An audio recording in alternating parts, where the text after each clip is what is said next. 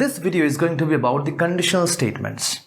But of course, before getting into the terminology, conditional statement, let us try to understand with a real life example. Let us say you want to go out of your house. Now it is a summer day, so your mom tells you that, hey, take the umbrella and go. Now you shall be taking the umbrella only under two circumstances, right? Number one is that if it is raining. Number two, if it is too much of heat outside. So in a summer day when it is not raining, definitely if you are being asked to use your umbrella, that is because there is too much of heat of the sun. Or let's say if it is a rainy season and you have to go out, you have to again use an umbrella.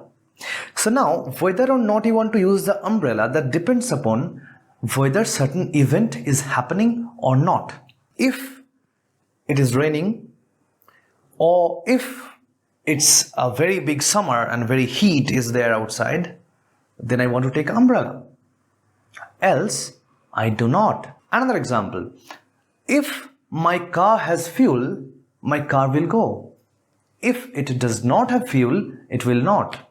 So when we try to figure out this sort of logical questions, we try to answer them, right? We try to say whether this should be done or not, depending upon several parameters. When we have this kind of a decision making part coming into our programming, then we try to use the conditionals. Just as easy as it feels when I speak this thing in English, trust me, it is going to be equally easy when you try to see in the programming. Let's move into it.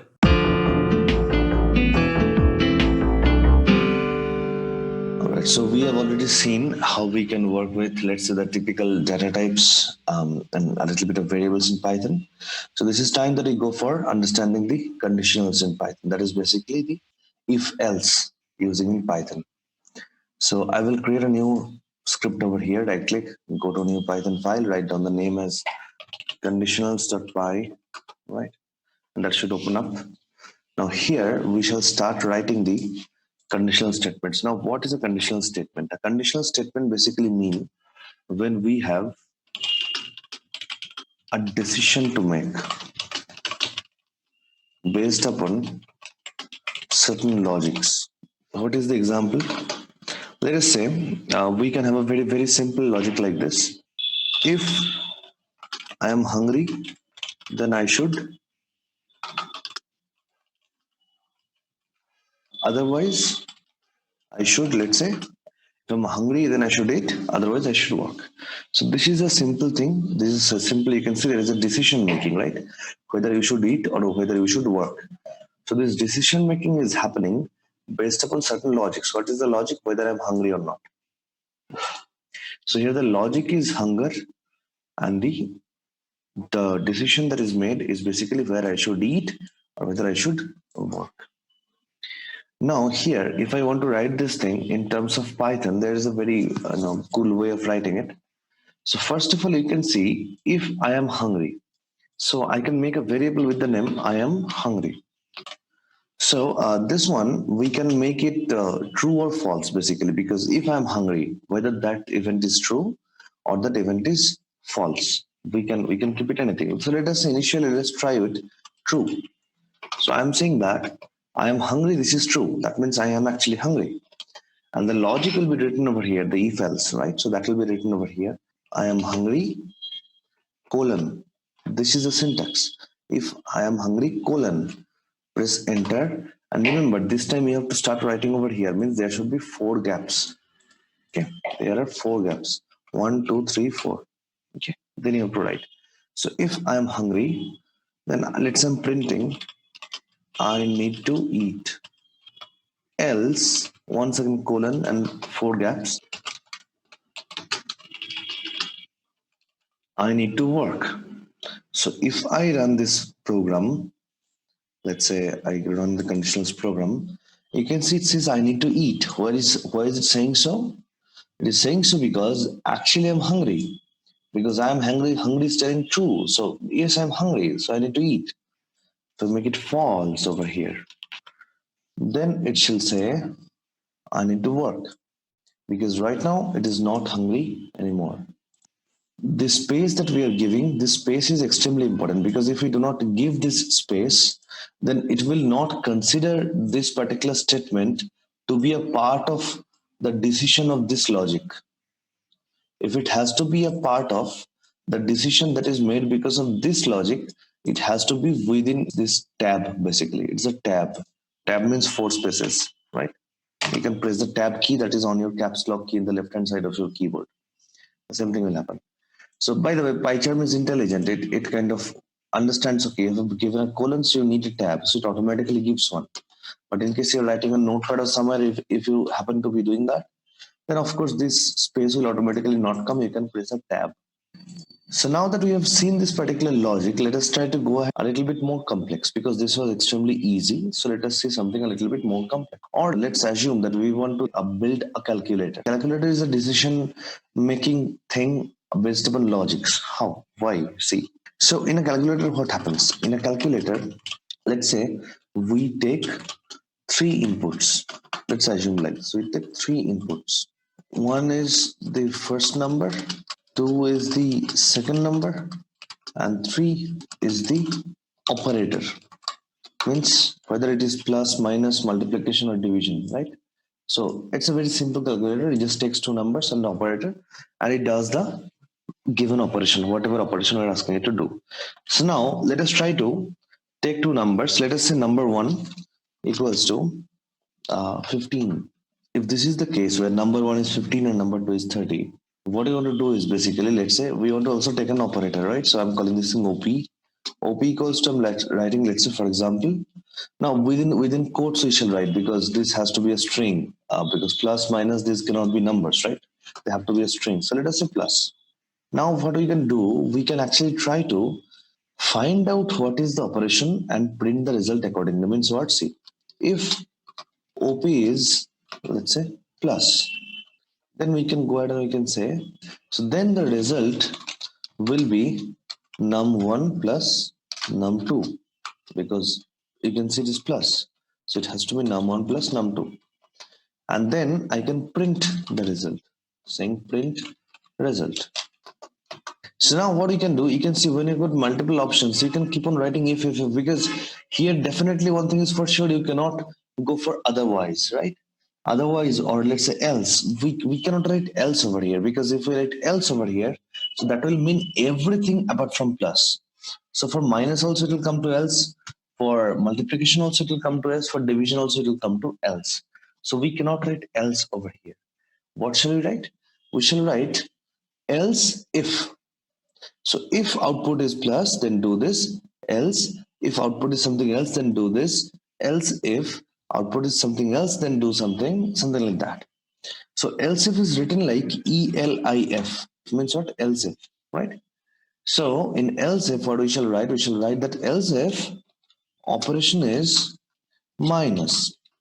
Then I want to say that result is number 1 minus number 2. Okay, and print the result. Right. Else if operator is multiplication, result equals to num1 multiplied by num2, and print the result. Then you can write an else.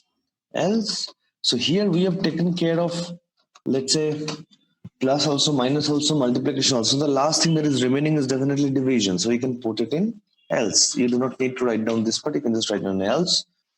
Result equals to number 1 division number 2. Let us try to run this thing. So we shall run this by clicking on this green button and see what happens. It gives us a lot of warnings. It says that this is a literal, do you mean double equal to something like that. So this is happening because we cannot write really is over here. You have to write down equal to. See, I wrote is because I knew that it will show you the error and that will tell you that what exactly to do. So you cannot write is, you have to write down equal to. So when you write one single equal to, that means that you are putting some value within the container, right? So result is a variable, within that you are putting some value. But when you write double equal to, that is like you're comparing. You're comparing the operator with plus, if it is matching or not. Now we know for our case it will match because we have written plus over here. So let us go ahead and let us try to run this. And this time, see, it says I need to work. Okay, that is coming from this one. Forget about it. From here, it is telling you 45, right? So 45 is coming because it added 15 and 30. If we change it to, let's say, minus, then the output should be minus 15, right? Because it is number 1 minus number 2. 15 minus 30 is negative 15. Gives you negative 15, right? And let's say if I want to go for multiplication. So multiplication of 15 into 30 should be 450. 3 into 15 is 45. So it should be 450. Let's try to run it. Let's see. Oh, it says 450, right? So this is working. And the very last one is going to be division, where we know that if we are doing division, 30 into 0.5 is 15. So it should be like 0.5, and you can see it is coming as 0.5. Now, here in this program, there is a particular flaw. What is the flaw? Since I'm writing this part in else, now whatever I might pass over here, apart from plus, minus, or multiplication, will be accepted over here. Now, you know that when you are testing, you are going to write down, let's say, division only, but you do not know users, right? Users can write down every single thing. They can write down anything. They can just write down something like this, and still it will be doing the division because it will fall under the else.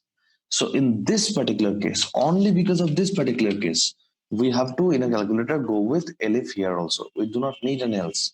We will always add a let's say condition with our else clause by the word elif instead of just simply writing else. So elif operation equal to, let's say, slash, then do this. Here you can write an else. Now if it is coming to else, that means it is neither plus nor minus nor multiplication nor a division. So then it is coming to else, then it is definitely a wrong operation. So you can say print operation not permitted, right? So now if I try to do this bad thing, it will tell me operation not permitted. So this is how you can go ahead and you can use conditionals. So now that we have understood conditionals, right? So it's time that we go for using conditionals even a bit more with another example, right? So let us try to see another example for conditionals. So here, see what we are trying to do. We are trying to do something like this. There is a container where we can keep 5 fruits. If there are already 5 fruits, we shall not keep any more fruits. But if there are less than 5 fruits, we can keep another fruit there. So let us say we have a variable with the name fruits in the container. Let us assume that it is 5. So we have 5 fruits over here. So now if I go and if I write down if fruits in container is less than 5, then only we can go for it, right? So if it is less than 5, then I want to go for keeping more fruits. I can print like keep more fruits here. But else means it is definitely equal to 5 or greater than 5, right? So if it is 5 or more, then we do not want to keep any fruit anymore, right? So if it is, because look at the logic, if it is already 5 fruits, then just let it be. So that is why I just said that if it's less than 5, then keep more fruits. Otherwise, I could have done less than equal to. So that will mean that if it is less than 5 or equal to 5, then please go ahead for putting more fruits. But we do not want that. What we want? We want is that if it is less than 5, then we want to keep more fruits.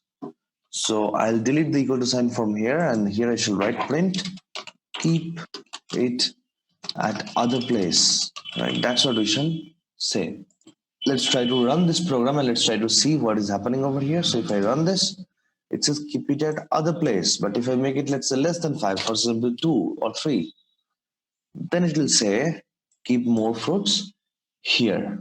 So this is the typical use case of writing if else statements.